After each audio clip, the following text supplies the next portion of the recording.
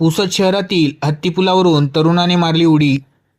पुसद शहरातील स्मशानभूमीच्या मागील होडीकडे जाताना रस्त्यात असणाऱ्या हत्तीपुलावरून एका तरुणाने उडी मारल्याची धक्कादायक बाब समोर आली आहे। यामुळे परिसरात मात्र एकच खळबळ उडाली आहे। यात प्राथमिक माहितीनुसार आज दिनांक 12 ऑगस्ट 2026 रोजी दुपारी 4 ते 4:30 वाजताच्या सुमारास नवीन पुसदमधील स्मशानभूमीच्या मागील हत्तीपुलावरून एका अंदाजे 30 वर्षीय तरुणाने नदीत उडी मारली। सदर घटनेची माहिती पोलिसांना डायल 112 वर देण्यात आली।